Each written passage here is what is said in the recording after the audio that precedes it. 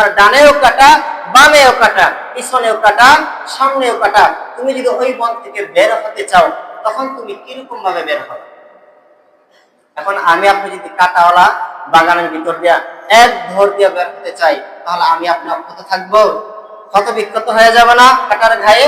এই জন্য আমাকে কি করতে হবে? অনেক চিন্তা ভাবনা করে সতর্কতার সহিত ডানে বামে তাকায়া কি করতে হবে?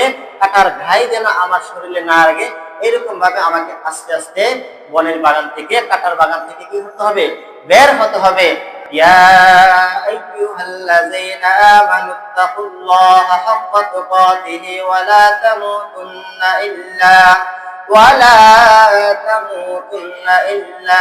وأنتم مسلمون। আল্লাহ রাব্বুল আলামিন দুনিয়ার সকল বান্দা বান্দীদেরকে ডাকতে বলেন, ইয়া আইয়ুহাল্লাযীনা আমানু, ও আমার ঈমানদারেরা, ইত্তাকুল্লাহ, আমি আল্লাহকে তোমরা ভয় করো। কিরকম ভয় করা? সাপের মতো ভয়, বলে না বাঘের মতো ভয়, বলে না সন্ত্রাসদের মতো ভয়, বলে না, বলা হয়েছে সাপকে আমরা ভয় করি। কিরকম ভয় করি? সাপকে ভয় করার পরে সাপের কাছে যাই না, ঠিক না বেঠিক? সাপকে আমরা ভয় করি কেন? কারণ সাপের কাছে গেলে ছুবল দিবে, আমার মৃত্যু হতে পারে। বাঘকে আমরা ভয় করি কেন? বাঘের কাছে গেলে বাঘ আমাকে থাবা দিবে, আমার ক্ষতি হবে। সন্ত্রাস, তারপরে যারা নাকি আপনার ডাকাত আছে, চোর আছে, তাদেরকে আমরা ভয় করি কেন? তাদের কাছে গেলে তারা আমাকে ক্ষতি করতে পারে। এখন আল্লাহ রাব্বুল আলামিন যে বলেন ইত্তাকুল্লাহ, আমি আল্লাহ রাব্বুল আলামিনকে ভয় করো। এই ভয়টা কিসের ভয়? ভয় করার পরে কি আল্লাহর কাছ থেকে দূরে থাকা, নাকি আল্লাহর কাছে কাছাকাছি যাওয়া? কোনটা? আল্লাহর কাছাকাছি যাওয়া। দুনিয়ার সাপের বই, ভাগের বই, ওই মৃত্যুর ভয়ের মতো আল্লাহকে ভয় করা না। আল্লাহ বলেন ইত্তাকুল্লাহ, আমি আল্লাহকে ভয় করো। ভয় করার পাশাপাশি কি করো? আমি আল্লাহকে, যারা আল্লাহ তাআলাকে ভয় করে তারা আল্লাহ তাআলাকে ভালোবাসে, ঠিক না বেঠিক? যারা আল্লাহকে ভয় করে তারা কি করে? আল্লাহকে ভালোবাসে। আর যারা আল্লাহকে ভালোবাসে তারাই আল্লাহর কাছাকাছি যায়। আল্লাহ তাআলার কাছাকাছি গিয়ে আল্লাহ তাআলার প্রত্যেকটা রুকন, প্রত্যেকটা সালাত, প্রত্যেকটা হুকুম তারা কি করে? আদায় করে। যারা রাসূলকে ভালোবাসে, যারা রাসূলকে মহব্বত করে, তারা রাসূলের কাছাকাছি থাকে, কাছাকাছি যায়। কাছাকাছি গিয়ে কি করে? রাসূলের সুন্নাত থেকে দূরে থাকে, রাসূলের তরিকা থেকে দূরে থাকে। বলা হয়েছে না, যারা রাসূলকে ভালোবাসে, যারা রাসূলকে ভালোবাসে, মহব্বত করে, তারা রাসূলের কাছাকাছি যায়। রাসূল যে এরকম ভাবে লুকমা দিয়েছেন ওই রকম ভাবে লুকমা দেয়। রাসূল যে এরকম ভাবে মিসাক করেছেন ওই রকম ভাবে মিসাক করে। রাসূল যে এরকম ভাবে ঘর থেকে ডান পা দিয়ে বের হয়েছেন, তারা কি করে?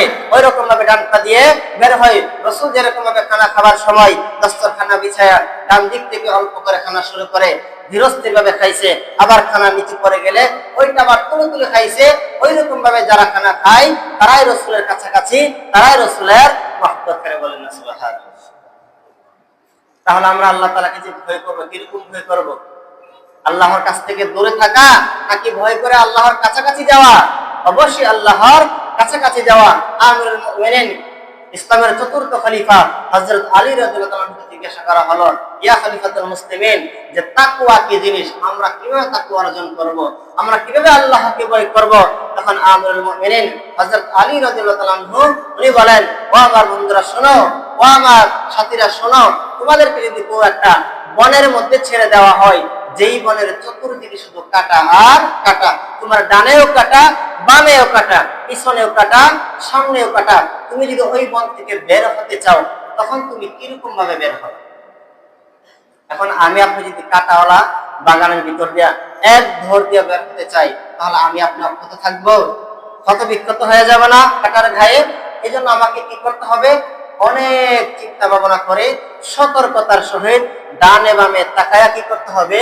কাটার ঘায়ে যেন আমার শরীরে না লাগে, এরকম ভাবে আমাকে আস্তে আস্তে বনের বাগান থেকে, কাটার বাগান থেকে কি হতে হবে? বের হতে হবে। তখন এই উত্তর যখন সাহাবারা দিলেন, তখন খলিফাতুল মুসলিমিন হযরত আলী রাদিয়াল্লাহু তাআলা উনি বলেন, এইটা কি বলে তাকওয়া? তুমি যেরকম ভাবে কাটাওয়ালা বন থেকে সতর্কতার সহিত ধীরস্থিরে সব দিকে সাবধানতা অবলম্বন করে বের হবা, যাতে তোমার গায়ে কাঁটা না লাগে। তুমি কি করবা? তোমার জীবনটা এইরকম ভাবে পরিচালনা করবা যাতে তোমার ডানে বামে সামনে পিছনে কোন রকমের পাপাচার, কোন রকমের অন্যায়, কোন রকমের মাসিয়ত গুনাহ তোমাকে স্পর্শ করতে না পারে, ওই গুনাহগুলা থেকে, ওই কাঁটা থেকে যেরকম ভাবে বেঁচে তুমি চলছো ওই রকম ভাবে তোমাকে গুনাহ থেকে বেঁচে থাকতে হবে, তাহলেই হবে তোমার তাকওয়া অর্জন করেন। সুবহানাল্লাহ।